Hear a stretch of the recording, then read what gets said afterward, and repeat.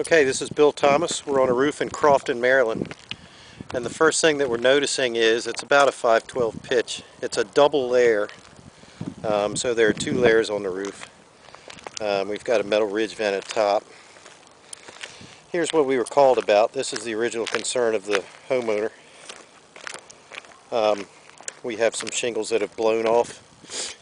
And the reason they've blown off is because it's a double layer and it's been leaking, so the nails have actually rusted and come apart, and that's not unusual for a roof of this age. They've told me that this roof has been on for 20 years, and that's pretty good wear for a double layer. Okay, we're looking at the chimney flashing. It looks pretty decent. But in a situation like this where the roof is going to be replaced, we'll replace it and make it look real pretty. The crown on the top, the mortar has gone away and it's ready for some service. We usually do that with a new roof.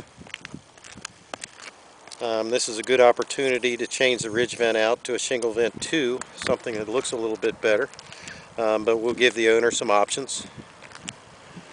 Generally, here's a attic fan. Generally, attic fans work against the job that the ridge vent is supposed to do, because what happens is when the fan comes on, it sucks air in through the top instead of the bottom. The ridge vent is enough to actually handle the load on this house. The soffits are very well vented. Plywood in the back is a little soft. There's going to be a couple areas probably like this one right here. Okay, we're coming up on the lower level here. The first thing I want to look at here is you see the third course hump. And what that usually is when you have two layers of shingles like you have here, you can see the other layer underneath there.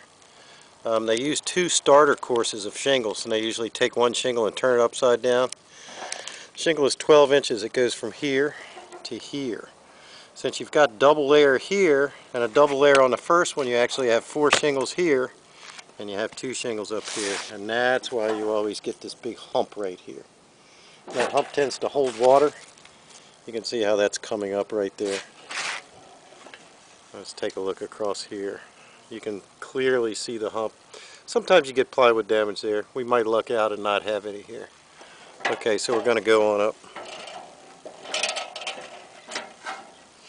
And what we're seeing here is typical wear. We've got some moss and some debris underneath of the shingles. I'm sure that those nails are rusting just like we saw on the top. Ridge vent's a little gooked up here. And that's okay, because that'll be replaced with a new roof. We're finding the same types of things here that we found on the top. We've already commented on this. And basically it's just an old roof that needs to be changed out with something newer, nicer, and we'll get a, they make shingles now that are a lot more resistant to wind damage. So we're going to fix them up, we're going to measure it up and get them a really, really nice price.